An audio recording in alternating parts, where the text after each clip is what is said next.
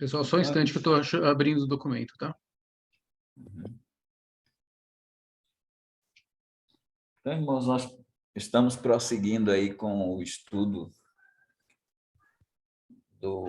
da escatologia, tendo como pressuposto o dispensacionalismo. Claro que abarcando também o outro sistema, que é o sistema do aliancismo e as suas ramificações, e o dispensacionalismo com suas ramificações também. Então, hoje nós vamos dar seguimento à aula anterior com tomando como base a teologia da substituição. Nós colocamos siglas no nosso livro, algumas siglas que os irmãos que têm o livro poderão ver, e uma delas é a TS, que é a teologia da substituição. E essa teologia da substituição, ela trabalha com a continuidade, né? Ela trabalha com a continuidade. Lembrando aos irmãos que nós estamos trabalhando a relação entre os testamentos, Márcio pode passar aí para a parte do... Pronto, aí. Então, chegando na teologia da substituição, nós colocamos aí esses três grupos: o amilenismo, que também pode ser chamado de amilenarismo, e esse A aí na frente do milenismo, que assim, isso é latim, viu, irmãos? De milênio. A palavra grega é quiliasmo. E os irmãos vão ver no livro, em algum momento, nós usamos a palavra quiliasmos. Quiliasmo é a palavra milênio. Então, quando você bota no latim, um dos prefixos de negação é o A. Então, o amilenismo, ele nega o milênio literal. Mas o amilenista, ele não deixa de crer também no milênio, mas é questão porque o amilenista, geralmente, ele é aliancista, então ele vai dizer que o milênio de Cristo, ele não é um número redondo, ou seja, não é um número como crê o dispensacionalista, porque segue a interpretação das profecias de modo histórico gramatical, literal. Então, nós cremos no milênio literal, que Cristo vem assentar-se-á no trono de Davi e reinará 1000 anos. O amilenista, ele vai dizer que não. Ele vai dizer que Cristo está, sim, reinando, mas é um reino espiritual. Quando ele foi assunto aos céus, lá no capítulo 1º do livro de Atos e também nos evangelhos sinóticos, no Evangelho de Lucas, especialmente, nós temos a ascensão. Então, quando Cristo ascendeu aos céus e se assentou no trono, aquele trono lá à direita de Deus, para o amilenista, é o trono de Davi. A gente vai discutir isso no outro capítulo, que nós vamos mostrar que Jesus não está sentado no trono de Davi. Mas há um dispensacionalismo que crê nisso, que é o dispensacionalismo progressivo. Então, para o amilenista, Jesus assentou-se no trono de Davi e já tem 2000 anos ele reinando com um milênio. Ele já amarrou Satanás, aí eles pegam aquela parábola do valente que o Senhor Jesus cita, que o mais valente é o Espírito Santo, né? E diz que o valente é amarrado, é manietado. Então, o valente seria Satanás. Quando Jesus diz também, em capítulo 12 e 14 de João, do Evangelho de João, ele fala da expulsão, da aproximação de Satanás para... É aquela questão da profecia do capítulo 3:15 de Gênesis, né? O proto-evangelho. Então, Satanás veio ferir o calcanhar de Cristo. Então, quando Jesus diz assim, o príncipe deste mundo se aproxima, e ele não tem nada em mim. E depois ele vai dizer, ele vai falar quando ele for levantado da terra, né, atrairá muitos a ele. E aí ele diz também lá, neste capítulo, o 12, ele vai dizer que já o príncipe deste mundo será expulso. É a hora em que o príncipe deste mundo será expulso. E aí eles pegam o capítulo 20 de Apocalipse e dizem, olha, isso aqui só tem milênio aqui, então não existe esse negócio de milênio literal. O milênio ele é espiritual, Jesus já está reinando no trono de Davi lá em cima, e o milênio já ocorre aqui. Então, o amilenismo ele não nega o milênio no sentido pleno, mas ele nega um milênio literal com Jesus Cristo reinando na velha Jerusalém, no trono de Davi. Ele crê que o trono de Davi já está vigente, o reino do céu, o reino de Deus, ele já está entre nós. E esse reino, então, quando Jesus Cristo voltar, não terá milênio. Quando Jesus Cristo voltar, terá estado eterno. Ele já vem para implantar o estado eterno e não reinar 1000 anos para depois o estado eterno, que isto é o pré-milenismo. Então, temos já o pós-milenismo. O amilenismo é defendido pela teologia da reforma, e você encontra mais entre os presbiterianos, os congregacionais e os batistas da convenção, com raras exceções, mas a maioria dos batistas da convenção é amilenista. O pós-milenismo ele está mais na linha do wesleyanismo, ele está mais na linha do metodismo, das igrejas episcopais.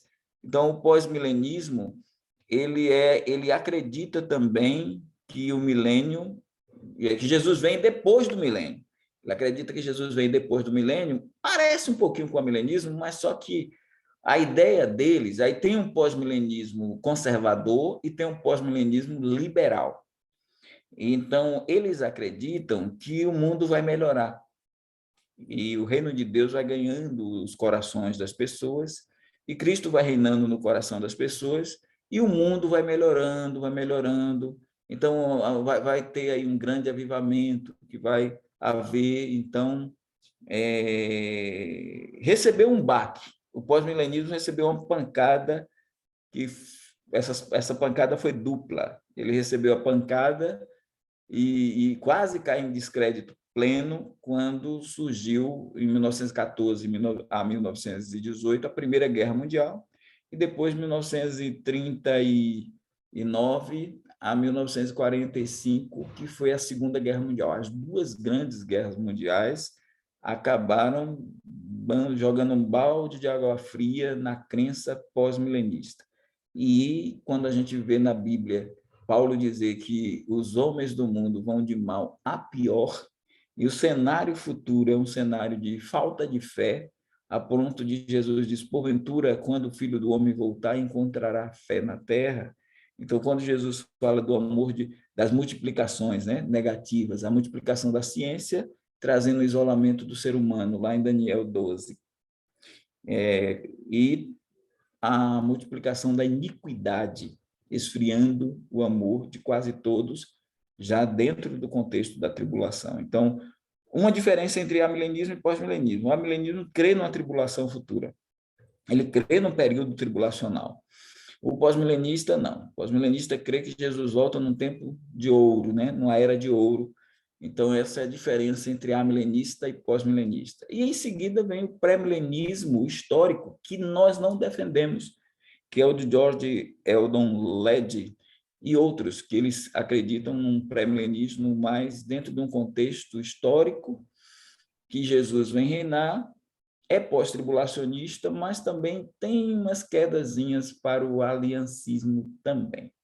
Então, só para fechar, então, dentro desse contexto, a teologia da substituição, claro que ela contempla mais o amilenismo e o pós-milenismo, nem tanto o pré-milenismo histórico, mas, de certa forma, sim. Então, essa teologia da substituição, aí você vai aqui para baixo, ela expressa bem a continuidade, porque ela diz que a igreja, ela substitui a nação de Israel. Então, alguns até criticam os amilenistas e dizem que eles são antissemitas, né? No sentido de que não tem vez para Israel. Israel é uma nação como qualquer outra. Não tem mais promessa para Israel. As promessas que foram concedidas no Antigo Testamento para Israel agora se cumprem na vida da igreja, que já vivencia o milênio. Era isso, irmão Elias, que eu queria falar para fechar, e eu já estou vendo mãos levantadas. Está com o senhor aí a administração. Márcio, eu vou pedir que você, por favor, coloque a tela inteira, tira o slide, né, e deixa todos na tela. Sim. Melhor. Bem, eu não sei se vai fechar, não, porque eu também estou aqui com um monte de coisa, mas, enfim, esse slide aí. Mas o primeiro que levantou a mão foi o Márcio, depois o Márcio, o Primo, e depois eu também falo alguma coisa. Vai lá, Márcio. Uma coisa rápida. A gente passou por esse tema no ano passado, pastor Evaldo, e nesse momento, eu não estou falando de crenças ou não crenças, a gente discutiu exatamente como está sendo colocado, a diferença entre os pensamentos, né? E eu me lembro muito bem que, à época, eu li muito material e eu ouvi pessoas que pensam de modo diferente. É o meu jeito de estudar, e uma das coisas que as pessoas colocam, no caso do amilenista, né, é que, obviamente, tem lá um momento da ascensão de Cristo, quando ele fala todo poder já me foi dado, né, enfim, mas é a dificuldade que muita gente tem, isso ficou marcado para mim, é a dificuldade que muitas pessoas têm em acreditar num Jesus político, porque o cargo de rei é um cargo político, né? Então, essa é a grande dificuldade. Hoje, quando a gente pensa em Yeshua, em Jesus, a gente pensa no Cordeiro, no Santo de Israel que veio fazer milagres e está preocupado com a salvação. Só que eu creio realmente que um dos papéis dele é o papel político. Ele vai exercer o papel político, né? Só queria trazer isso à memória de quem participou ano passado, que a gente falou sobre o Jesus político, né? E muita gente tem dificuldade em aceitar ou entender, né? Da mesma maneira que a gente tem dificuldade de entender um Jesus um leão, não Jesus cordeiro, né? Então, só para trazer à memória é isso mesmo, né? Se eu entendi bem o slide, o senhor já está descrevendo a diferença entre os pensamentos. Acho que é isso, né? Ainda é introdutório, porque é o primeiro capítulo, mas a gente traz uma parte nesse capítulo para a gente ter uma visão dessa teologia da substituição. Eu entendo, hoje, na dispensação da graça, a gente consegue ver Jesus reinando nos corações, isso é fato, né? Nós cremos nisso. Mas há inúmeras promessas no Antigo Testamento e até no Novo, de que haverá uma teocracia monárquica, uma teocracia monárquica, diferente da teocracia do Antigo Testamento, porque ela é monárquica também, porque terá um rei assentado no trono e governando sobre a terra, e não só ele, mas também é interessante quando ele fala no capítulo 19 de Mateus, aquele capítulo do rico, né? E é difícil um rico entrar é mais fácil um camelo passar por o fundo de uma agulha do que um rico entrar no reino dos céus. E no final, Pedro diz assim, em nome dos apóstolos: nós deixamos tudo e te seguimos, que receberemos? Ele diz: vós que me seguistes, quando na regeneração, e é interessante essa expressão, na regeneração, que é a regeneração da terra, a gente vai comentar muito sobre isso lá adiante. Então, o Filho do Homem assentar-se no trono de sua glória, e aí esse trono de sua glória, a gente também tem uma ideia de tronos. Então, esse trono de sua glória se identifica com o trono de Davi, é o trono da glória desse rei. Então, ele diz: quando o Filho do Homem assentar-se no trono de sua glória, vos assentarei sobre 12 tronos, para julgar as 12 tribos de Israel. E esse julgamento é no sentido de governo. É um julgamento que tem um período de 1000 anos. Ou seja, como Isaías diz que Deus, no final dos tempos, iria restituir os juízes, então não é mais Sansão, não é mais Baraque, não é mais Débora, não são mais aqueles juízes do livro de Juízes, mas são juízes apóstolos. Então, cabe aos 12 apóstolos governar as 12 tribos de Israel. Cabe à igreja, aí não foi Jesus que falou, foi Paulo, em 1 Coríntios 6, ele censurando o litígio dentro da igreja de Corinto, ele disse, vocês não sabem que irão julgar o mundo. Vocês vão julgar o mundo. Então, os apóstolos julgam Israel e a igreja julgará o mundo. Então, é Jesus reinando no trono de Davi, a igreja como rainha governando o mundo, as nações, e os apóstolos, 12 apóstolos, governando cada uma tribo durante o milênio. Então, não tem só Apocalipse 20, de 1 a 6. Nós temos os Salmos trabalhando Sião. Nós temos Pastor, Isaías... Sim. só uma questão. A gente está falando aí do milênio, tudo mais. No meu entendimento, ficou um pouco confuso agora essa última parte da explicação, porque, para mim, o problema da humanidade foi declarado em Gênesis 3, e a solução também, e é o pecado.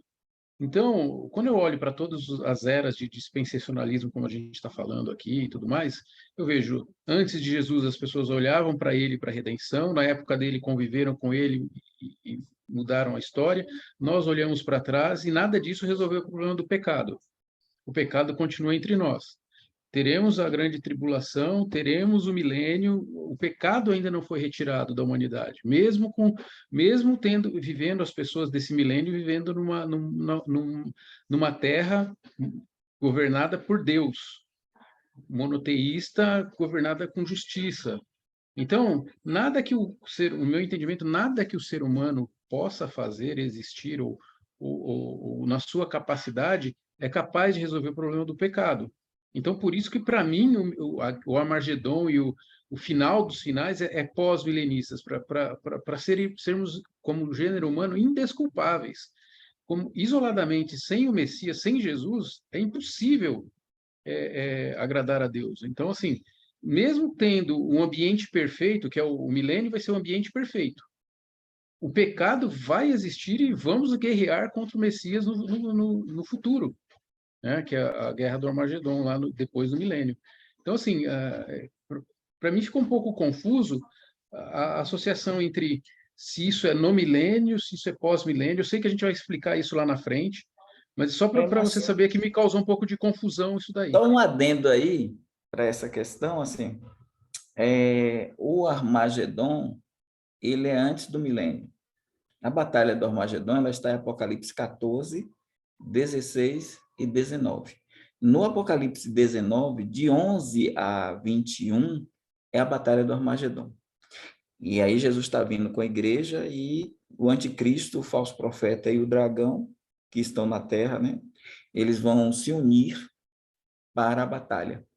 Então, essa batalha de Armagedon, que não é a final, não é a batalha final. Armagedon não é a batalha final, ela é uma batalha que vem antes do milênio. Aí, quando Jesus voltar, nessa batalha, no final que ele vai reunir as nações, o Satanás, o anticristo e o falso profeta, aí eles vão ser derrotados no Armagedon. Como produto dessa derrota, a besta e o falso profeta vão ser lançados vivos no lago de fogo. São os primeiros habitantes. E o diabo vai ser amarrado no abismo por 1000 anos, consequência da batalha do Armagedon. Aí depois, no final dos 1000 anos, é que o Satanás será solto, e aí ele vai ser julgado, e ele vai enganar nos 4 cantos da terra, aí diz Gog e Magog, que não pode ser confundido com Gog e Magog de Ezequiel 38, 39, depois a gente explica a diferença aí. Mas só para a gente entender, aí o senhor está certíssimo. A gente tem um milênio para que Cristo reine e é uma redenção da terra. Começará a redenção da terra. Então, no milênio, quando Jesus entrar no milênio, quando nós entrarmos no milênio, vai ter um núcleo do milênio, que é Israel vivo, Israel, o núcleo, junto com os gentios, que são as ovelhas colocadas do lado direito naquele julgamento das nações. Esse pessoal vai entrar vivo. E por entrar vivos, nós vamos ter ainda geração de filhos. Nós não. A igreja está glorificada, os crentes do Velho Testamento glorificados. Então, com ressurreição e com transformação, a gente não tem mais a capacidade atômica de gerar filhos. Mas haverá na entrada do milênio pessoas que têm essa capacidade, porque vão entrar vivas. Essas pessoas vão gerar filhos. E aí vão nascer filhos. Alguns vão se converter, alguns vão morrer a partir de 100 anos, e outros vão incubados até o final. Então, como o senhor falou perfeitamente, o pecado ainda estará. O pecado só vai ser eliminado quando entrar novos céus, entrar o novo céu e a nova terra.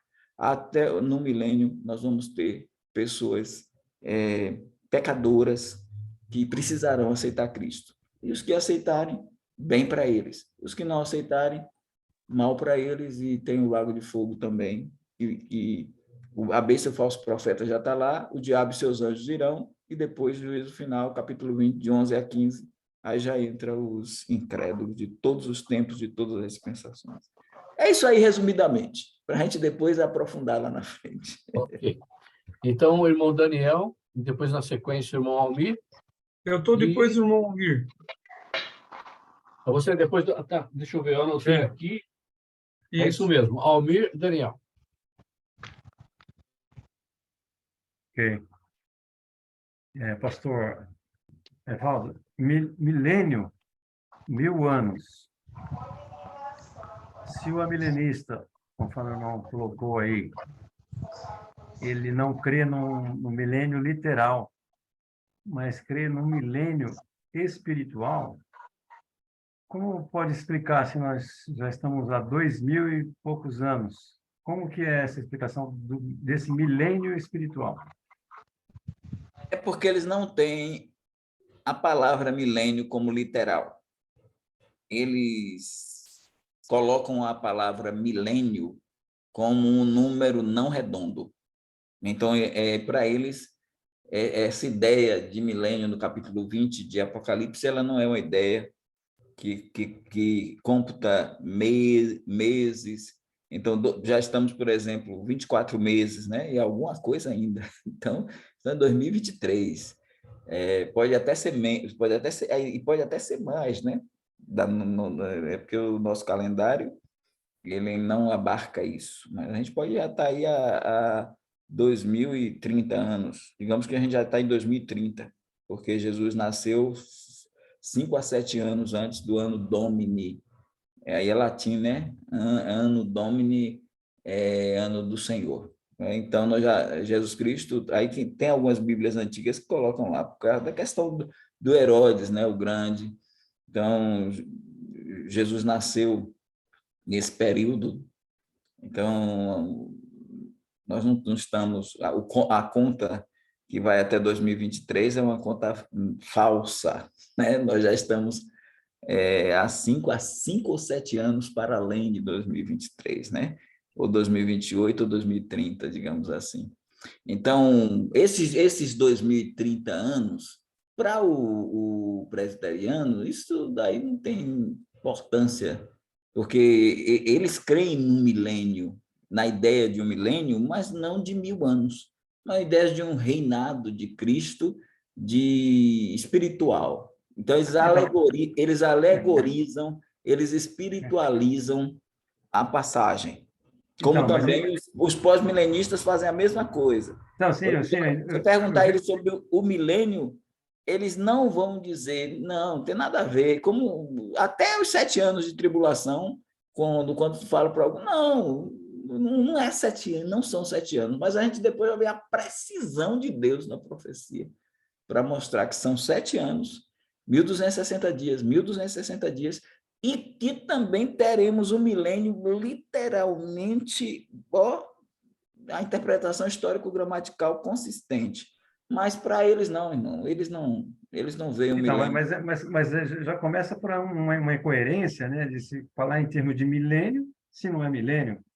né? Uma coisa não tem muito sentido, né? Teria que se ter, então, uma outra citação de algo diferente de milênio, pelo Como menos, né? eles, como eles se intitulam amilenistas ou amilenaristas e pós-milenistas ou pós-milenaristas, aí eles seguram o quiliasmo, eles seguram a ideia do milênio.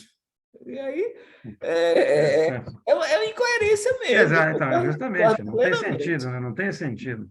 Mas o que eu quero dizer para os irmãos é que eles creem assim, que já estamos no Uhum. milênio. Então, mas um milênio que não é de 1000 anos. É, que dizer, Ok, né? ok, primo? Sim, ok. Então, antes do irmão Daniel, só gostaria de dar boa noite para o irmão Carlito. Ele avisou que chegaria um Vamos, pouco Carlos. mais tarde, mas queria entrar. Boa noite, irmão Carlito. Seja bem-vindo, viu, irmão? Deus abençoe. Eu não sei se ele está ouvindo a gente. Parece que ele caiu aí, Não, mas tá aí no grupo aí. Carlito? Tô ouvindo sim, tá tudo bem, Ah, tá graças a bom. Deus. Ok. Tô Beleza. ouvindo sim, tô ouvindo. Tudo certo. Seja bem-vindo. Ótimo. Irmão Daniel. O pastor Evaldo, no caso o pastor passou no slide 3, o pré-milenista histórico, o pós-milenismo e o amilenismo, né? Os três aí. Todos eles têm uma visão de futuro, de fim e de recomeço. Para esses três, principalmente no caso do amilenismo e do pós-milenismo, qual seria o ponto que daria a ideia de que está mudando a era? A volta de Cristo. Todos eles acreditam na volta, na segunda vinda de Cristo. Tá, Agora, é uma segunda vinda, alguns deles, por exemplo, se você pegar Hernandes Dias Lopes e Augusto Nicodemos e Paulo Júnior, se pegar esses três, né, bem conhecidos, eles acreditam no arrebatamento, mas a visão deles é um arrebatamento pós-tribulacionista. E assim, tá. e Jesus vem, e quando ele chegar, ele já implanta o estado eterno. Por isso que Mateus 25, de 31 a 46, em algumas Bíblias vocês vão ver lá, julgamento, juízo final. Em algumas Bíblias, porque são Bíblias compostas por amilenistas. Aí se você pegar a sua Bíblia e abrir aí Mateus 25, de 31, você vai olhar quem é amilenista e quem não é. Então, pegue sua Bíblia e olha aí. Mateus 25, 31. Se você tem aí julgamento das nações, é um título do pré-milenista. Mas se você pegar a sua Bíblia e você tiver o grande julgamento, aí já é amilenista. Juízo final é amilenista. Então, eles têm essa visão de que no juízo final vai ter uma divisão. No juízo final tem crentes e incrédulos. Para nós, não. O juízo final para nós só tem incrédulo. Não tem crente. Agora, o julgamento das nações tem crente e incrédulo. Porque o julgamento das nações são nações vivas. E o juízo final são nações mortas. Ou não podemos nem dizer nações, são pessoas de todos os tempos. A gente nem vai tirar e pegar a palavra nações. Aí, até ajudando, complementando, irmão Márcio, a questão que eu queria, que é bom colocar também é isso. Paulo fala, convém que, 1 Coríntios 15, convém que ele reine até que ponha todos os inimigos debaixo dos seus pés, que é baseado no Salmo 110, né? Diz o Senhor, meu Senhor, assenta-te à minha mão direita até que eu ponha os teus inimigos por escabelo dos seus pés. Então, Jesus Cristo precisa reinar. Os reinos do mundo precisam voltar a ser de Cristo. Porque foi dado a Adão, Adão deu ao Satanás, e ele disse, a mim me foi entregue, eu dou a quem eu quero. E aí, no toque da 7ª trombeta lá, diz que os reinos do mundo voltaram a ser do Senhor Jesus Cristo. E os reinos do mundo não tem cabimento ser na eternidade em si. É durante o período milenar. Então, por esta questão, a milenista E o pós-milenista crê que assim que Jesus voltar, ele implementa o estado eterno. E aí ele faz um julgamento, para ele só tem um julgamento mesmo, aquele julgamento ali, de Mateus 25, 31 a 46, é o juízo final e pronto. Para a gente não, para a gente é ler o julgamento das nações e ainda tem muita coisa pela frente. Então, Jesus reina 1000 anos e depois é que vem o estado eterno. Entendeu, irmão? Sim. É isso. Na tradução, essa tradução que eu tenho, muito mais histórica, né? Sim. A tradução brasileira do original grego, quando vier o Filho do Homem na sua glória e todos os anjos com ele, então se assentará no trono da sua glória. Todas as nações serão reunidas diante dele e separará uns dos outros, como o pastor separa a ovelha dos cabritos. É isso. Então, aí a gente vê que são nações vivas. Ele está vindo e ele encontra essas nações vivas. E aí tem até um questionamento para a gente até entender, eu creio que os irmãos já sabem, por que que Jesus vem com os anjos? Por que que ele vem com os anjos? Que ele vem com a sua igreja, a gente já sabe, mas por que que ele vem com os anjos? Aí a resposta é essa. Os anjos vêm com a missão: separar o joio do trigo. Lembra lá da parábola do joio, de Mateus 13? E os servos queriam arrancar? Não, isso aí é para o fim do mundo. A ceifa é o fim do mundo, porque vocês não sabem separar, mas os anjos saberão. Então, esses anjos, ele enviará os seus anjos. Então, ele vem com os anjos, e os anjos vão se antecipar. Ele vem com os anjos e os anjos vêm na frente com ele. Aí ele envia os anjos, ele enviará os seus anjos com rígido clamor de trombeta e eles separarão os bodes das ovelhas. Eles vão separar. E eu ainda digo que, irmãos, é interessante. Não, eu quero que os irmãos... dá licença aqui, viu, Elias? Só para a gente entender isso aqui. Quando Jesus voltar, visivelmente, quando ele voltar, quando ele descer, ele vem com a igreja ressuscitada e glorificada. Mas ele vem com os espíritos também dos crentes do Antigo Testamento, porque ele só ressuscitou até então a igreja. No arrebatamento só vai ressuscitar a igreja, os que morreram em Cristo. Os crentes do Velho Testamento não morreram em Cristo. Os crentes do Velho Testamento, o que o irmão Márcio falou aí perfeitamente, os crentes do Velho Testamento morreram na expectativa do Messias, que é o seu Redentor. Que Jó vai dizer: eu sei que o meu Redentor vive e que por fim se levantará sobre a face da terra. E até o Enoque, o sétimo depois de Adão, na geração de Sete, o sétimo depois de Adão, está lá em Judas, profetizou não a primeira vinda, mas a segunda vinda. Profetizou Jesus, ainda não aconteceu a profecia de Enoque. Então, quando Jesus voltar, ele vem com a igreja, vamos colocar aqui o cenário, a igreja atrás dele, com os espíritos dos crentes do Velho Testamento e da tribulação, para ressuscitá-los. Ele vem com os anjos. E aí, quando ele desce, o que é que ele vai encontrar na frente dele? Veja bem, a igreja está atrás, os espíritos dos crentes já ressuscitados, os crentes do Velho Testamento e tribulação estão atrás. Os anjos foram lá e fizeram a coleta, separaram. Eu digo aos irmãos que os anjos separaram três grupos. E aí eu vou explicar para os irmãos entenderem. E aí eu preciso que os irmãos abram esse texto que o primo, né? Primo, não é primo? Vamos lá, então, Mateus, abram aí, só para os irmãos terem uma visão do cenário. Pastor Evaldo, só um segundinho. Eu ia pedir aqui para o irmão Carlito fechar o microfone dele, mas ele acabou levantando. Eu espero que meu irmão Carlito pediu a gentileza para o irmão fechar. Obrigado, ótimo. Então, irmãos, segue, pastor. Aí depois eu falo. Olha aí o capítulo 25. O irmão já leu, mas eu só quero destacar aqui uma coisa, né?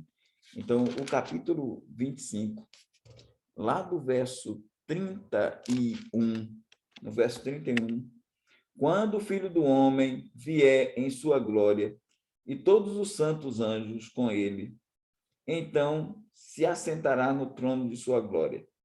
E todas as nações serão reunidas diante dele e apartará uns dos outros, como o pastor separa dos bois as ovelhas. Todas as nações, irmãos, entendam, Israel está fora. Todas as nações aqui são os gentios. São gentios. Aí, diz aqui, porá as ovelhas à sua direita e os bodes à sua esquerda. Então dirá o rei aos que estiverem à sua direita: vinde benditos do meu Pai, possuí por herança o reino que vos está preparado desde a fundação do mundo. Aí ele fala, né? Porque tive fome e tal, e tal, e tal. Então, quando o justo, no verso de número 37, dá uma olhada aí no 37. Então, os justos lhe responderão. Quem são os justos? As ovelhas que estão do lado direito. Então, os justos lhe responderão. É a igreja? Não, a igreja está lá atrás dele. A igreja veio com ele. Ele veio com a igreja. Então, não é a igreja. Aqui são as nações, e aqui são as ovelhas. Então os justos lhes responderão, dizendo: Senhor, quando te vimos com fome e te demos de comer, ou com sede, te demos de beber, e tal. Aí vai, né?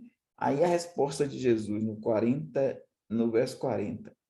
Respondendo-lhes o rei, dirá: em verdade vos digo que quando o fizestes a um destes meus pequeninos irmãos, a mim o fizeste. Irmão, o pronome demonstrativo aí, destes. Não é desses, nem daqueles. Então, não está fazendo uma referência anterior, daqueles ou desses. É destes. É sinal de que, no cenário, para você visualizar, quem está na frente de Cristo são as ovelhas, os bodes e Israel no meio. Os irmãos, os pequenos irmãos de Jesus, é Israel. Ele vai encontrar Israel aqui quando ele descer. Então, Israel está ali no meio. É como se Jesus estivesse falando, para os da direita. Aí ele vai dizer aquilo tudo, e dizer, quando vocês fizeram a um destes pequenos irmãos. Agora, para os bodes, você pode olhar aí o verso de número 41, me parece. Olha o verso aí, 41. Então dirá também aos que estiverem à sua esquerda: apartai-vos de mim, malditos, para o fogo eterno, preparado para o diabo e seus anjos. E ele vai e diz a mesma coisa lá. Aí eles perguntam no verso 44. Então eles também lhe responderão dizendo: Senhor, quando te vimos e tal, e tal, e tal, né? Pergunta lá. Aí ele responde no verso seguinte, né, no 45. Então, lhes responderá, dizendo: em verdade vos digo que quando... Quantas vezes? eu estou aqui com a... É o 43, pastor? o 40... aí ele diz aqui, então, lhes responderá, dizendo: em verdade vos digo que quando a um destes pequeninos o não fizestes a mim.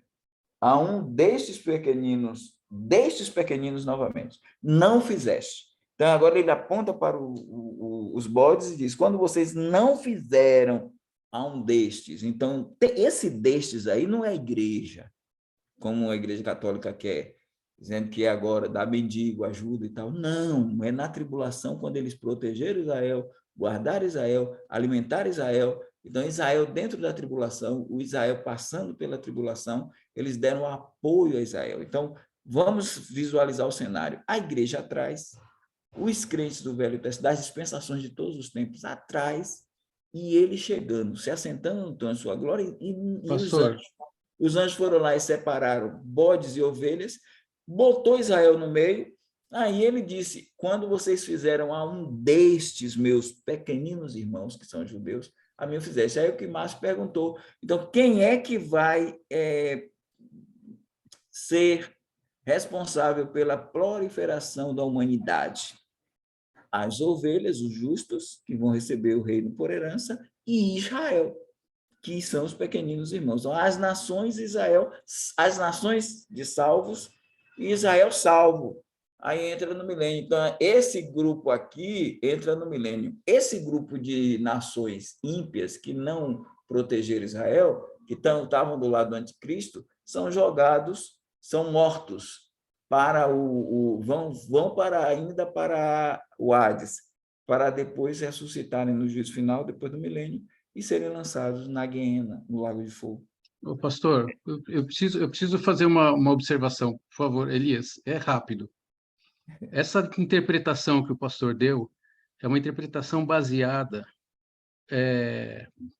pela leitura e assim, destes, eles são sinônimos. Então, ele é uma justificativa para quem crê que a igreja é arrebatada antes da tribulação.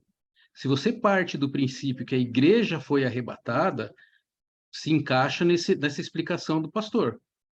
Se você não pensa dessa maneira, como eu não penso dessa maneira, não faz o menor sentido a explicação, pastor. Qual seria a explicação para esse encontro de Jesus? Porque só vai poder, não pode ser a igreja. Não tem condição nenhuma desse grupo ser igreja, porque, primeiro, não teria condições de proliferar do milênio, porque estaria glorificada. Ela não teria. O uso desses não são sinônimos, são pronomes da língua portuguesa Sim. que tem um neutro. São pronomes demonstrativos. Então, o deste é para a primeira pessoa, o desses é para a segunda pessoa e o daquele é para a terceira pessoa. Tem o neutro, que é disso, disto, disso e daquilo. Como tem o feminino, desta, dessa e daquela. Então, o desses aí indica a questão de proteção. Então, como é que a mulher, que está no capítulo 12 de Apocalipse, ela vai ser protegida da vista do dragão, que é o diabo?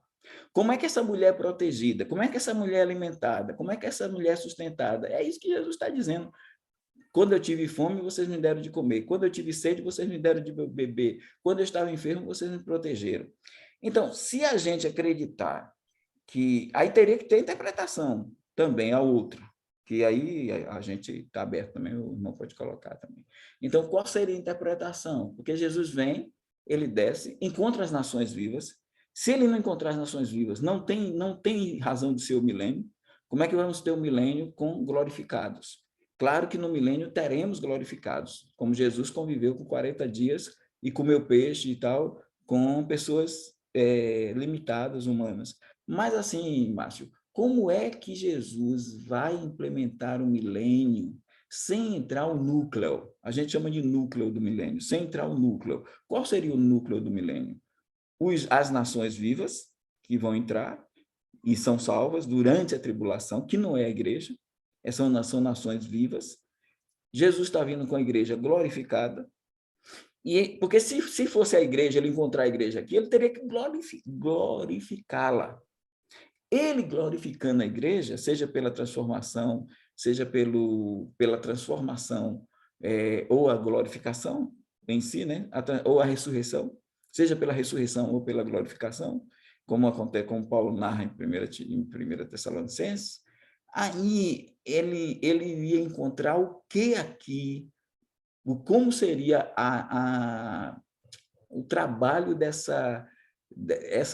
essa questão do gerar filhos no milênio, porque ele já tinha dito lá na parábola, na história que contaram os saduceus, que na ressurreição nem se casa, a história da mulher que tinha 7 maridos, que na ressurreição não se casa nem se dá em casamento. Então, a ideia seria, Jesus chega, vem, os bodes, a gente já sabe, está fora do milênio, né? Os bodes vão ser mortos pela espada que sai da boca do cordeiro, né? A palavra de Deus, ou seja, fala, apartai-vos de mim para o fogo eterno.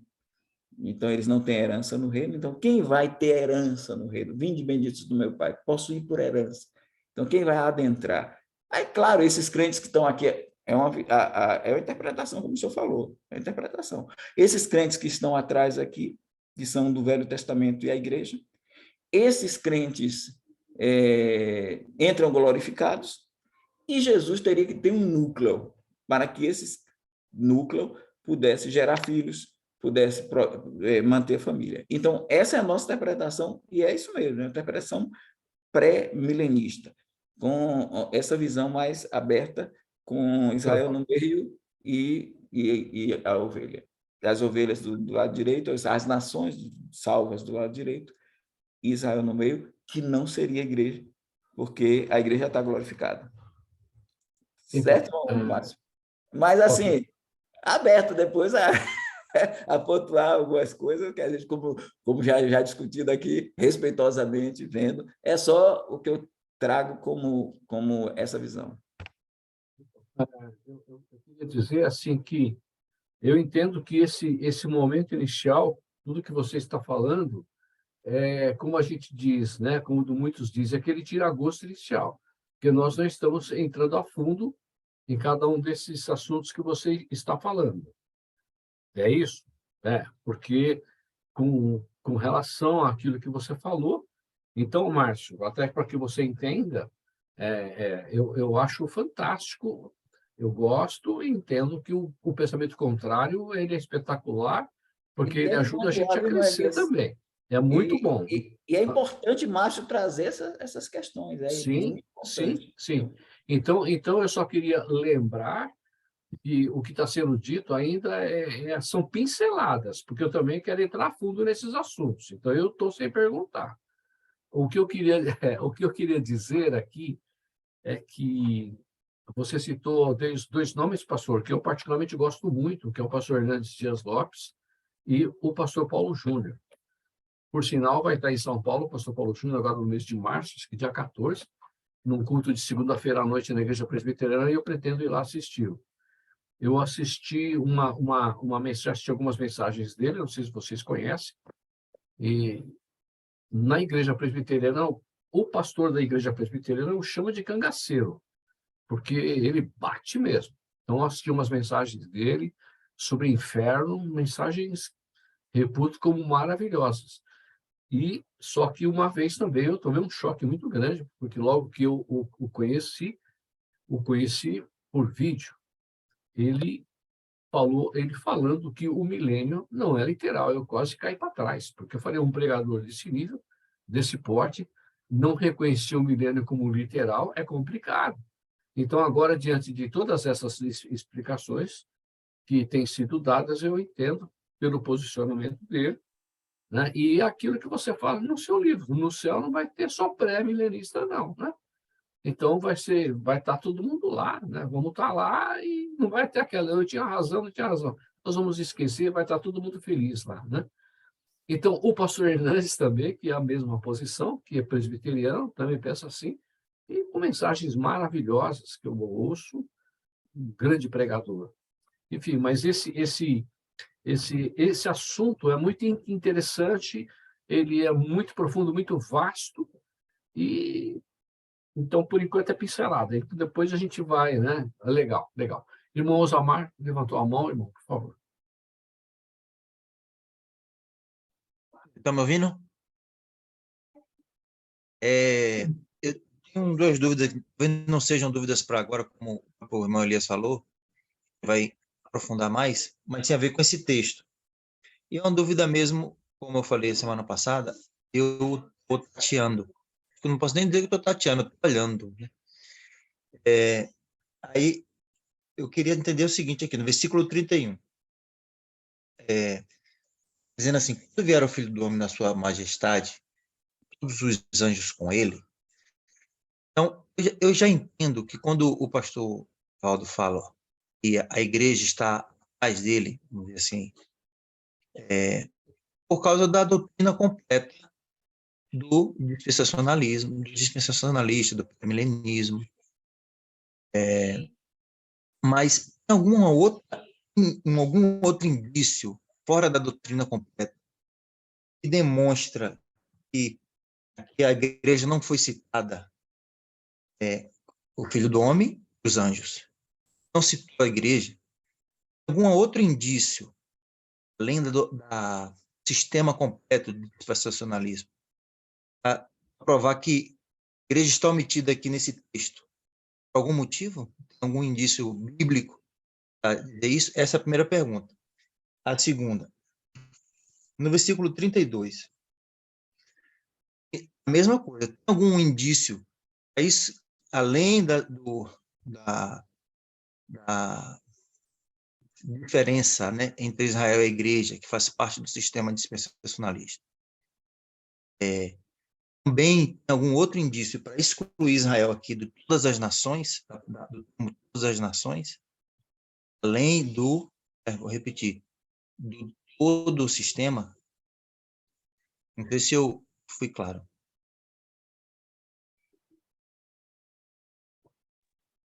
O senhor está perguntando assim porque é dito que ele vem, aí fala, e os santos anjos com ele.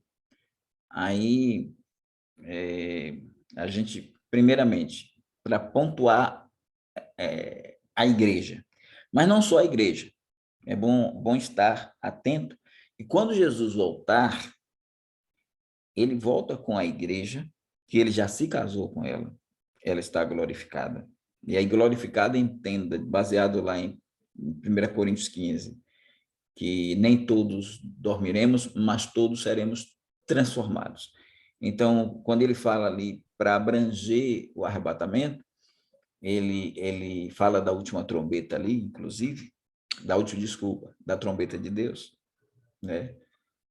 Da última trombeta também. É citado a última trombeta, que não é a última trombeta de Apocalipse, né? Porque que não é a 7ª trombeta do Apocalipse. Porque no Apocalipse não tem última trombeta, tem 7 trombetas. E as trombetas ali são dos anjos, enquanto que a trombeta do arrebatamento é a trombeta de Deus. É a trombeta de Deus, não é dos anjos, né? É de Deus. Isso aí eu lembro que o senhor explicou, foi até o ano passado ainda para mim, foi uma dúvida minha. E aí ele está voltando. E o que é que acontece? A igreja tem 2 bases, né? Que são os mortos em Cristo vão ser ressuscitados. E os vivos serão transformados, vamos dizer, glorificados.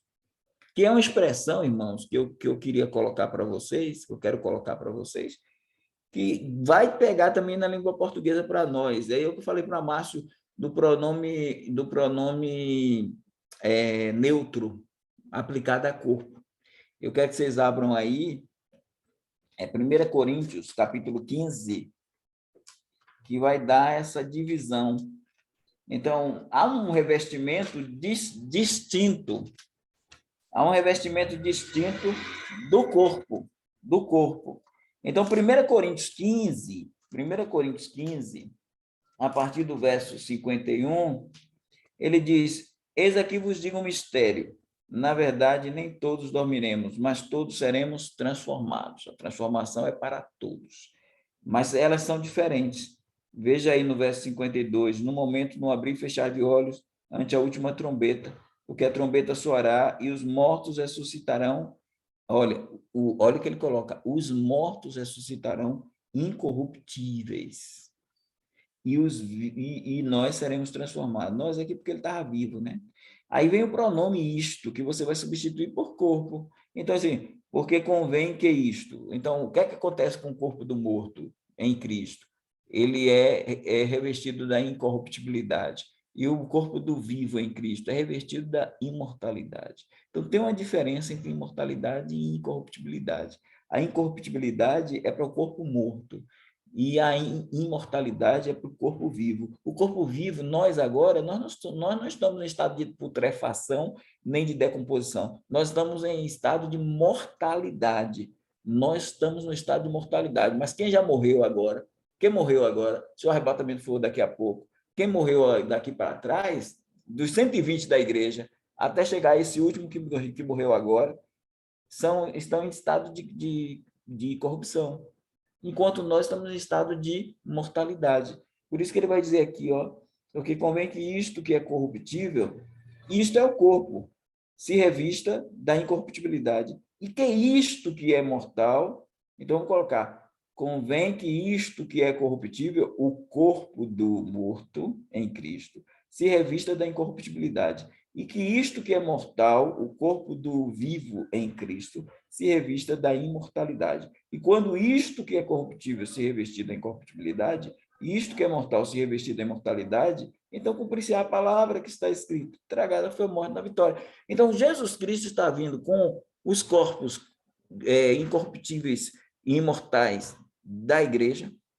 mas ele está trazendo consigo também os espíritos dos crentes do Velho Testamento, das almas dos crentes da tribulação. Ele está trazendo esses espíritos, que ele vai mandar os anjos separar joio do trigo, os vivos, e ele vai mandar os espíritos dos crentes das outras dispensações e da tribulação encontrarem os seus corpos no mar, nos cemitérios, para haver ressurreição. E aí todos eles também vão ser revestidos da incorruptibilidade para ele reinar com eles aqui na terra. Aí, você vê, mas pastor, mas tem aqui só santos anjos. Tem uma outra passagem, é Zacarias. Você vai abrir aí, que essa passagem está ligada, ela está atrelada à volta de Cristo. A isso que eu estou falando, porque eu estou falando da volta visível de Cristo. Então, quando você pega aqui Zacarias, capítulo 14, né? Vamos lá. Zacarias, capítulo 14. E é bem interessante isso aqui. Zacarias 14. Né? Aí ele vem aqui e diz: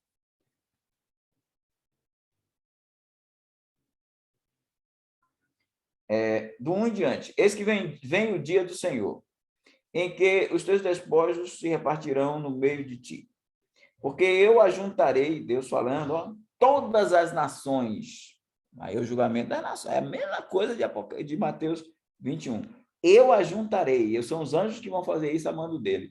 Todas as nações para a peleja contra Jerusalém. E a cidade será tomada, e as casas serão saqueadas, e as mulheres forçadas, e metade da cidade sairá para o cativeiro, mas o resto do povo não será expulso da cidade. E o Senhor sairá a pelejar contra estas nações, que é o julgamento das nações. Sairá a pelejar contra essas nações, como pelejou no dia da batalha. E olha o verso 4. E naquele dia estarão seus pés sobre o Monte das Oliveiras. É bom lembrar aos irmãos, para a gente ligar, quando Jesus, no capítulo 1 de Atos, estava subindo aos céus, ele subiu de onde? Do Monte das Oliveiras. Lembra? Tinha 500 irmãos lá, Paulo fala desses que dá o número.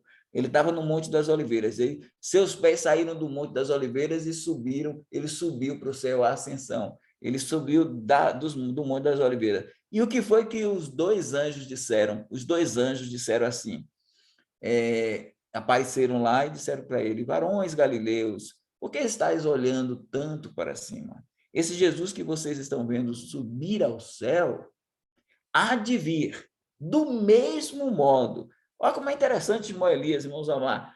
Do mesmo modo que ele saiu do Monte das Oliveiras, ele desce não na Argentina, não no Brasil, não na Espanha, não na África, ele desce no Monte das Oliveiras. Do mesmo jeito que ele subiu, a segunda vinda vai vir para o mesmo lugar, no mesmo local. E aí Zacarias diz isso. Ele vai dizer no verso 4, naquele dia estarão seus pés sobre o Monte das Oliveiras, que está defronte de Jerusalém, para o oriente, e o Monte das Oliveiras será fendido pelo meio, para o oriente e para o ocidente, e haverá um vale muito grande, e metade do monte se apartará para o norte, e a outra metade dele para o sul. E fugireis pelo vale dos meus montes, porque o vale dos montes chegará até Azel. E fugireis assim como fugistes do terremoto nos dias de Uzias, rei de Judá. Então, olha bem isso aqui. Então virá o Senhor, meu Deus, e todos os santos. Aqui não tem mais anjo. Lá santos anjos, mas aqui todos os santos contigo. Que todos os santos, os da igreja e os das dispensações e os da tribulação. Todos os santos contigo. Até então, todos os santos. Para quê? Para implantar o seu reino. Diante de quem? Das nações. Então, a separação. Por que eu digo que... Aí é outra resposta. Por que eu digo que Israel está separadinho? Porque Israel foi trabalhada, separada, durante todo o período dos 7 anos de tribulação. É o Israel étnico, ele está separado das nações. As nações protegem. Então, quando Jesus fala... A pergunta Osamar, que eu faço é a seguinte: quando Jesus diz assim, quando fizestes a um destes meus pequeninos irmãos, eu pergunto a vocês, se ele está falando com as ovelhas, que não é a igreja está glorificada, se ele está falando com as ovelhas, e ele diz, quando vocês fizeram destes meus pequeninos irmãos, eu pergunto, o que você vai entender por pequeninos irmãos? Se ele está dizendo, vocês que são crentes, ovelhas, justos, esses meus pequeninos irmãos tiveram fome e vocês me deram de comer. Tiveram sede e vocês me deram de beber. Eles estavam presos, vocês visitaram na prisão. Como é que a gente vai fazer essa distinção se não houver essa lógica?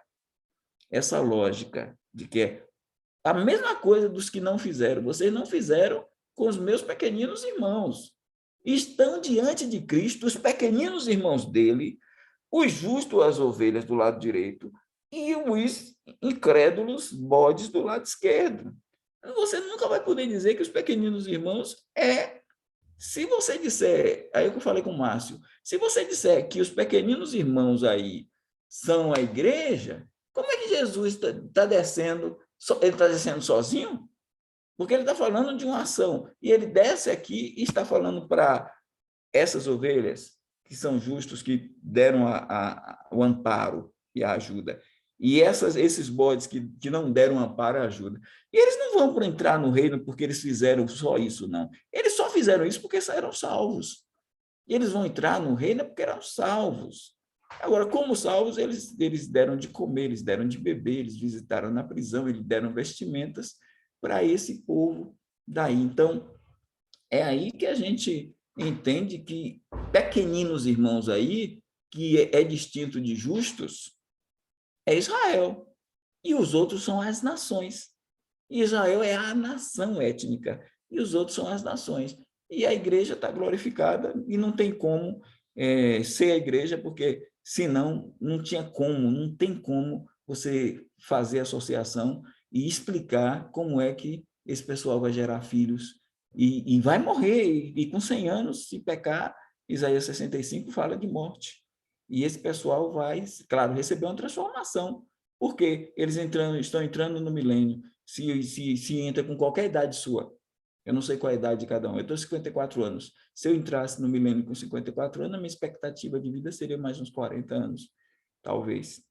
E eles teriam que viver 1000 anos. Então, vai ter uma transformação no corpo deles, mas não na atomicidade do corpo deles. Eles vão poder gerar filhos, eles vão poder comer, eles vão poder ir ao banheiro, eles vão fazer as coisas normais, mas eles vão receber uma transformação, como o capítulo 11 de Isaías, a criancinha vai poder botar a mão na toca do basilisco sem ser morta, a criancinha pequenininha vai poder brincar com o leão, então vai brincar com o leão vai andar com o urso. Então, porque a ferocidade dos animais também vai ser anulada, o clima da Terra voltará a ser um só, as montanhas vão desaparecer, a Terra que está inclinada do seu eixo, diz Henry Morris no livro A Bíblia e a Ciência Moderna, ela agora se desinclina do seu eixo para que a pessoa tenha longevidade de vida, como teve Metusalém, 969, Adão, 930, Noé, 700 e pouco. Então, vai ter uma transformação total para o milênio, mas é parcial nessas nações.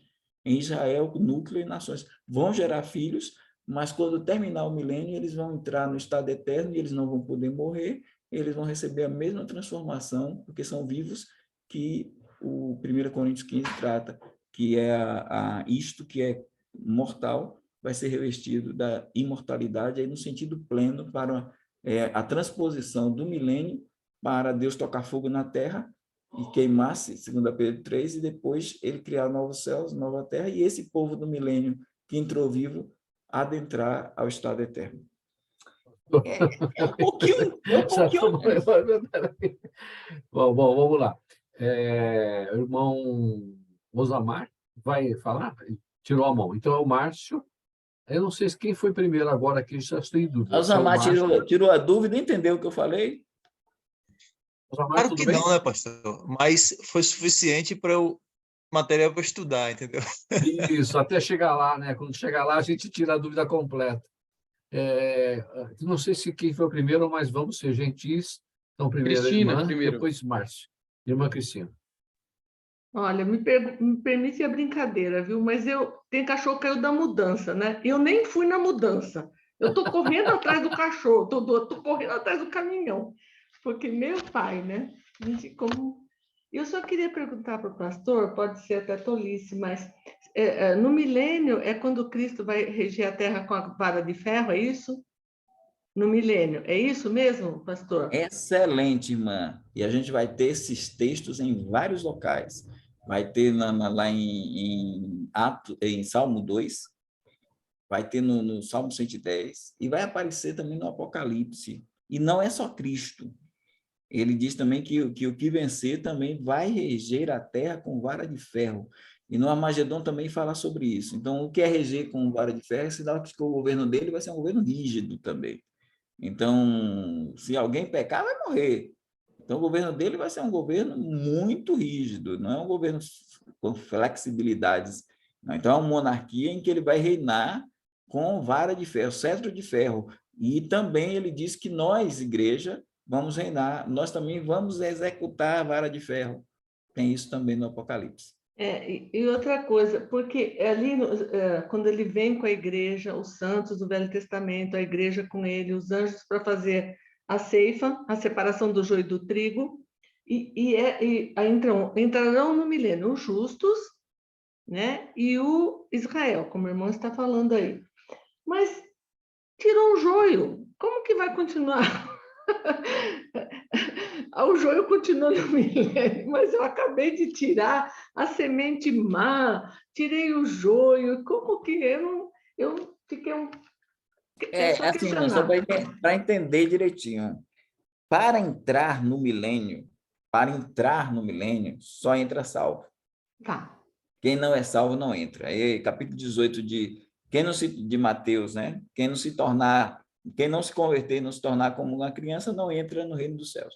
Então, assim, no milênio, só vai entrar salvo. E esse judeu aí que vai entrar, esse Israel que vai entrar, é a terça parte, Zacarias 12. 2/3 de Israel vai se perder. Ainda que Israel seja como a areia do mar, o remanescente vai ser salvo. O remanescente é 144.000, 2 testemunhas e mais alguns crentes judeus. Então, vão entrar judeus e vão entrar gentios salvos, eleitos. Lembra que Jesus falou na tribulação que os dias foram abreviados por causa dos eleitos. E entendo eu que os eleitos aí são eleitos das nações, que vão proteger Israel, e eleitos da igreja de Israel, e eleitos de Israel. Eu não vejo os eleitos ali do sermão escatológico, que Jesus fala, como os eleitos da igreja. Eu vejo como igreja. Eu vi que o senhor vê lá, eu vi, mas eu não vejo como eleitos da igreja. Para mim, porque eleitos são de todos os tempos. Os crentes do Velho Testamento não são igreja e todos eles são eleitos. Os salvos lá do Velho Testamento são eleitos. E os salvos da tribulação são eleitos, como também quem nascer no milênio e se converter é eleito. Mas aí o que é que a senhora pergunta? Como é que aparece o joio? Aparece pelo sêmen e o óvulo. Aparece pela geração. Então, vai haver o quê? Vão nascer filhos no milênio. E esses filhos vão nascer de quem? Não é de nós, não é da igreja, não é dos crentes do Velho Testamento. Quem já morreu e quem ressuscitou, não gera mais ninguém. Então, e quem foi transformado também no sentido da igreja com a glorificação? Não. Só que a transformação para entrar no milênio não é glorificação, porque ela não atinge a parte genital dos que vão entrar. Então, esses que vão entrar, até o final do milênio, você vai ter... Imagine a senhora, com 500 e poucos anos de Brasil, a gente já tem 220 milhões de pessoas só no Brasil, só na nação Brasil, 220, em que não tem nem 600 anos o Brasil. Imagine, e com pecado aqui, imagine que a morte vai ser a partir de 100 anos. Imagine no milênio, apesar de estrago ser feito na tribulação e morrer muita gente na tribulação, mas quando essas pessoas entrarem no milênio, elas vão reinar 1000 anos com a vida boa. A política de Jesus, a vida política de Jesus, a gestão política de Jesus vai ser excelente. Então, essas pessoas não vão ter fome, só os que estiverem enveredados para o pecado, mas esse pessoal ainda vivendo, imagine a pessoa viver 1000 anos, 700, 800, 900 anos e ainda gerando filho. Então vai ter muita gente repovoando o mundo. É o planeta. E dessa multidão tem gente que vai ser salvo e tem gente que não vai ser salvo. Tem gente eleita e tem gente não eleita. Do milênio. Entendeu? É só misericórdia mesmo. É tão grande o amor que perdura até realmente ele falar, agora chega, né? Fechar a Imagine, porta. depois disso tudo, Satanás sair da prisão com um reinado E tão fazer arte. glorioso e ele ainda sair a enganar pessoas e pessoas que ficarem incubadas até o final voltar para se rebelar contra Cristo. Gente, como dizia meu pai, não é gente. Porque a gente aprende, pelo menos eu aprendi na minha vida, que eu já fui espírita, já fui católica, né? E que quando eu tive fome, me desse de comer e tudo, é quando você vai fazer as obras sociais, né? Aí se você não faz as obras sociais, então você não vai, porque você não deu água. Isso aí é o pós-milenismo liberal. Então, e não é só espírita católica, mas evangélicos que defendem o evangelho social, como o mentor nos Estados Unidos foi o Walter Rauschenbusch, que defendeu essa ideia do evangelho social. E então, aí pega esse capítulo e aplica essa sociabilidade. Pelo menos isso eu sabia, que a esses pequeninos eu sabia que eram judeus. Pelo menos isso eu salvei hoje. Obrigado, pastor. Obrigado pelos irmãos. No Márcio. Eu sei que está acabando o tempo, vou ser muito breve. Só vou trazer aqui uma questão, eu estou com a luz acesa aqui porque aqui é meio escuro, de tradução, tá? Então, o pastor falou sobre o deste e desses. Eu estou com a leitura da Bíblia da Jerusalém. Tradução da Jerusalém, dizem que é uma das mais fiéis que existe.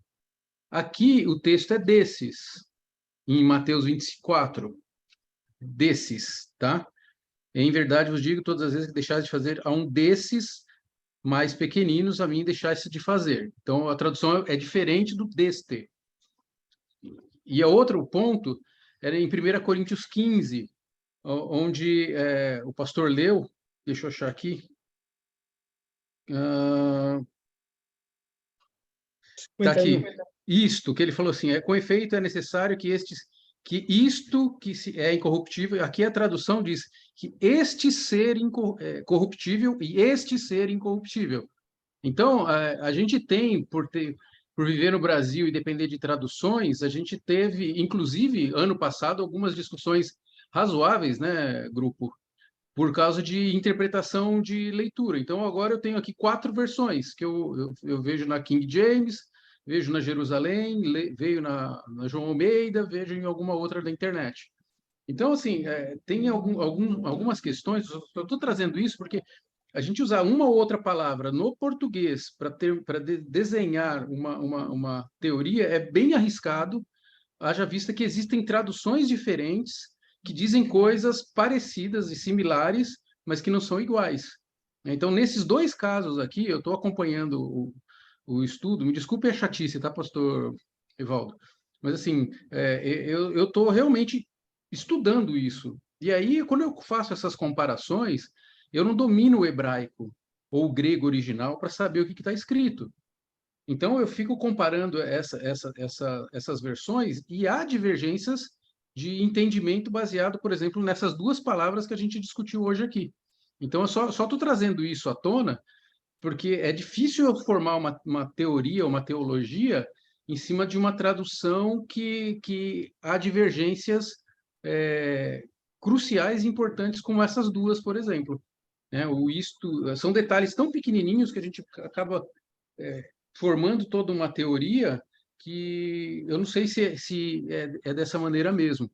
Então, eu só estou trazendo isso porque é um grupo de estudo, tá, pastor? Eu não estou aqui querendo questionar nem a sua autoridade, conhecimento, não, nada disso. Mas como é grupo de estudo, eu estou trazendo esse tema à tona porque a gente já foi vítima dele o ano passado, em algum momento, né, com relação à tradução.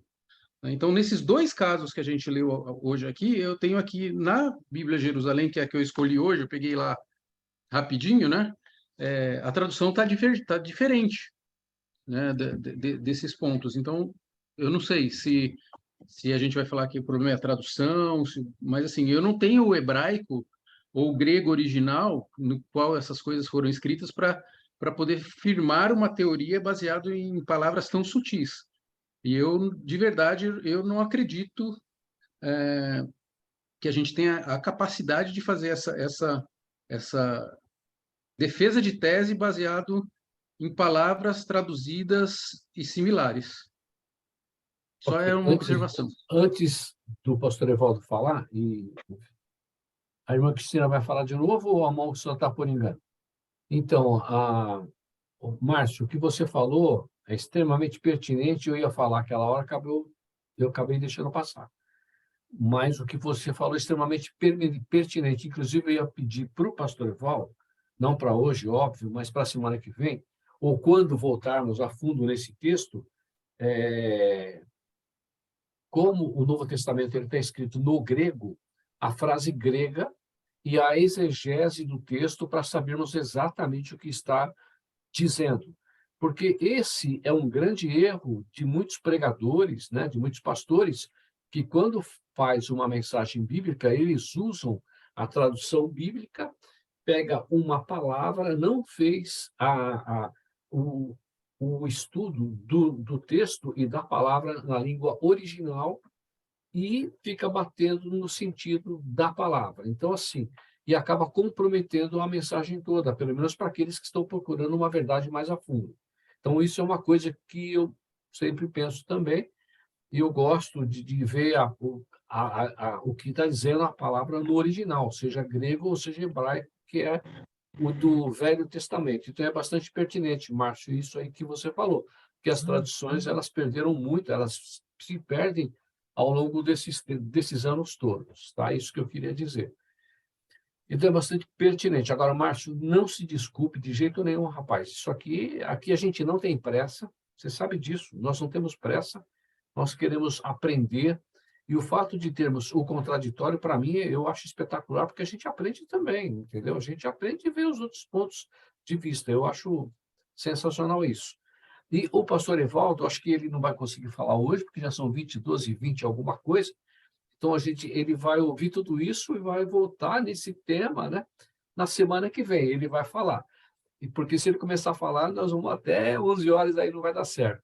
E eu vi que o primo levantou a mão, primo. Como eu sei que você fala pouco, eu não sei o que você vai falar, mas eu deixo você falar aí, tá bom, primo? Beleza, eu realmente falo pouco, mas eu também concordo com você sobre o que o Márcio mencionou a respeito das traduções. Inclusive, eu já comentei com os irmãos que eu trabalho com a Sociedade Bíblica Trinitariana. Eu tenho assim muita amizade lá com o pastor Thomas e o pastor Haroldo, e a gente já sentou algumas vezes para conversar sobre alguns versículos, né? Justamente para fazer algumas colocações relativas à questão de tradução. E a Sociedade Bíblica Trinitariana, que inclusive é a versão que eu utilizo, né? Eles realmente têm um zelo muito grande com relação a essa questão da tradução bíblica, né? E é claro que para um estudioso que está buscando aí encontrar realmente a tradução mais correta, isso tem que ser o ponto de partida, né? Porque quando nós pegamos várias traduções e começamos a querer estudar, né, olhando, aí começa a dar um imbróglio na cabeça, né? Porque, é claro, se uma tradução vai dizer uma coisa, outra vai dizer outra, você vai criar um parafuso aí dentro de você. Então, eu vejo que em todas as traduções pode haver realmente algum texto que em uma tradução está melhor e em outra não, né? Inclusive, como mencionei, conversei com o pastor Haroldo sobre a tradução de alguns textos ali, que não vou citar agora, nem temos tempo para isso. Mas realmente é importante mesmo o que foi colocado, né, com relação ao aspecto da tradução, porque pode realmente trazer uma interpretação errada do texto. né? Então, é só para complementar de que é importante, né, para cada um de nós, escolhermos uma tradução que você realmente, de fato, confia nela, né?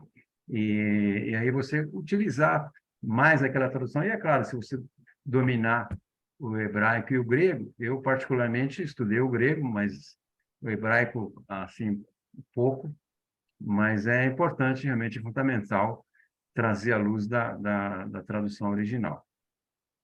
Ok. Aí, Então, pastor, inclusive, abrindo aqui um parênteses, se a gente tiver um tempinho aí para o futuro, encaixar um tempinho para expor algo sobre a tradução bíblica, eu posso até convidar o pastor Haroldo para trazer para a gente aí uns 15 minutos ou 20 para falar especificamente sobre essa questão de tradução. eu acho que tudo é válido, né? Para que a gente aprenda, é uma coisa interessante. Se todos os irmãos concordarem, a gente pode aí escalonar e ver o dia que ele tiver agenda, né? Então, nosso tempo terminou, mas eu, obviamente, não posso deixar.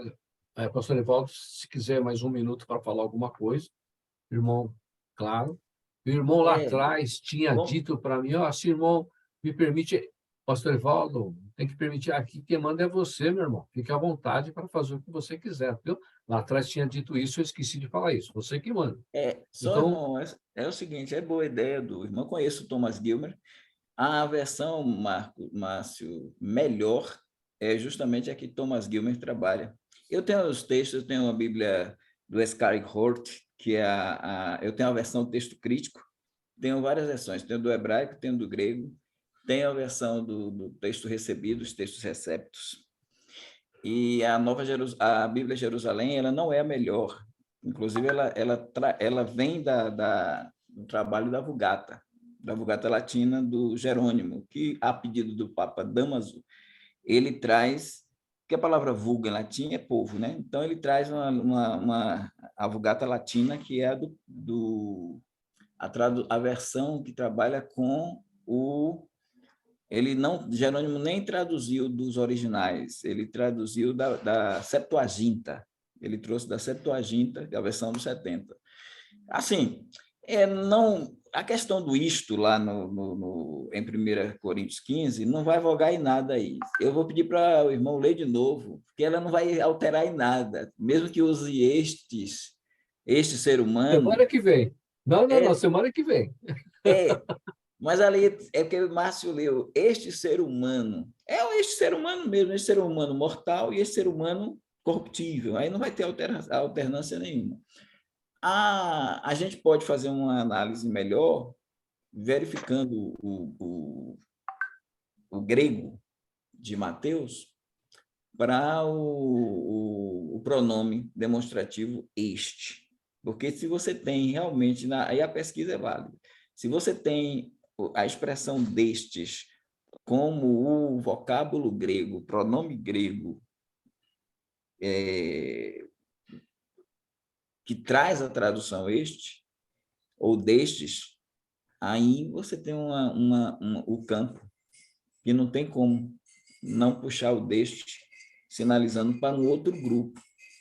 Desses poderia fazer referência à igreja lá atrás, mas se você tem a igreja glorificada, fica complicado você trabalhar nessa vertente. Mas, assim, foi bom trazer, a gente comenta, é como o Márcio disse Me perdoe, a ideia aqui como é grupo Mas de é bom estudo, demais. eu me vejo na obrigação de sair esclarecido, e eu só consigo esclarecer olhando todas as coisas. Então, a Bíblia Jerusalém é a minha última aquisição, mas eu tenho várias aqui, eu tenho também a Jerusalém. Estou indo para essa linha. Mas olha, eu vou dizer, viu, Márcio, repetindo aí as palavras do é bom demais a gente ter essa discussão. Ninguém aqui vai ser dono da verdade, né? A gente vai ter que trabalhar reanalisando, analisando, avaliando. Então, é importante a gente ter essa discussão boa aí, tá entendendo? E como o Márcio disse, irmão Elias, na última, a gente só passou por um slide. Agora foi a mesma coisa. A gente só passou por um slide. E outra coisa importante, só é introdução. Isso aí, introdução. A gente não entrou em nada de aprofundamento, porque eu nem peguei textos bíblicos ainda. Não O peguei. primo falou que ia ser, o primo falou que ia ser só um capítulo, ia ser uma aula. É, então é isso, mas está bom demais e eu creio que é bom a gente poder ver isso. Então, na próxima aula, irmã Elias, a gente já pode entrar avaliando, não digo nem tanto, acho que está resolvido, né, Márcio, a questão do capítulo 15, porque o capítulo 15 tanto faz ali, isto como estes, ser humano, a tradução do Nova Jerusalém está até melhor quando ela bota este ser humano, ali está bem interessante na tradução. Agora, agora a gente pode também avaliar um pouco a questão do sermão escatológico no capítulo 25, 31 a 46. Na próxima aula a gente dá segue, mas a gente dá uma reanalisada ali direitinho. Só a busca da verdade, porque eu não tenho que defender tese nenhuma aqui, eu tenho que aprender, então eu estou tranquilo. Mas todos nós, eu também tenho que aprender. Nós estamos aprendendo, sim. Ótimo, estou aprendendo bastante também. Muito bom. Obrigado, pastor Evaldo.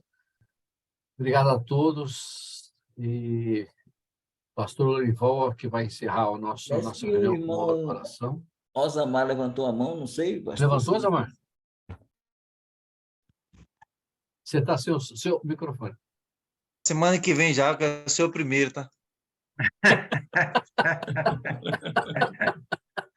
Senão não dá tempo, né, Osamar? Se não for o primeiro... pastor Lorival.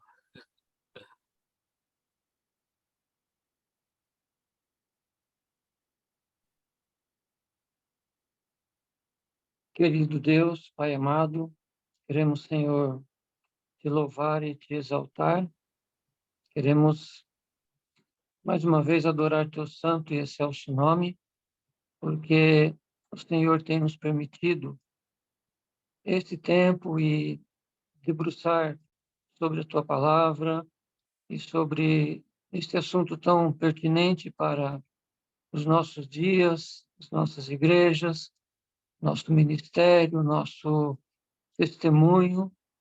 Obrigado porque podemos acrescentar conhecimento da tua palavra e dar liberdade para o teu Espírito agir em nós e poder realmente iluminar o nosso entendimento e, a partir disso, então, sermos homens melhores, mulheres melhores, pais, maridos, membros da tua igreja, pessoas que realmente receberam os princípios de discípulo que correspondem com a fidelidade, com o fato de sermos obedientes à tua palavra e pessoas ensináveis, porque senão não podemos, de fato, aprender e não há também por que ensinar. Então, pedimos que o Senhor nos ajude a compreender o nosso caminhar na tua presença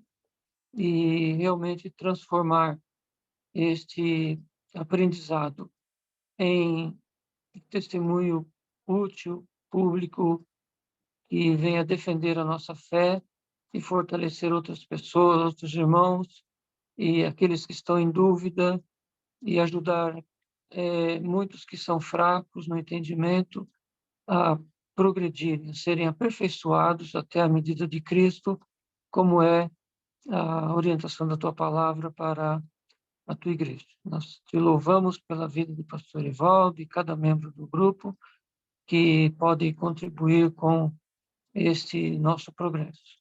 Nós te agradecemos e pedimos que nos permita uma boa noite de repouso, especialmente aqueles que estão precisando, Deus, de paz no seu coração, na sua saúde, no seu estado físico e emocional.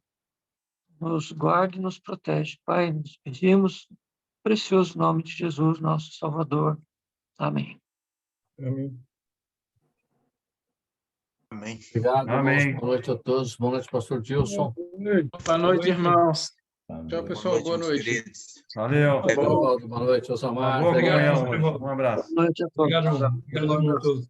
Deus Deus abençoe. abençoe a todos. Bom Obrigado, pastor descanso. Evaldo, mais uma vez. Pastor Evaldo, boa noite. Daniel. Boa noite. Sem dúvida. Boa Uma noite. grande Boa bênção, noite. pastor Evaldo. Muito bom. Amém. Um abraço a todos. Amém. Então, Edson, boa noite. Desligou. Boa noite. O Edson já foi dormir. Boa noite, irmão Edson, também. Obrigado. Já, noite, beleza. Bom Pastor descanso. Wilson, boa noite. Tchau. Ah, voltou, Edson? Pensei que já tinha ido pro berço já, rapaz. Tá, joia. Abraço, meus irmãos. Bom descanso. Abraço. Deus abençoe a todos. Boa noite. Tchau, tchau.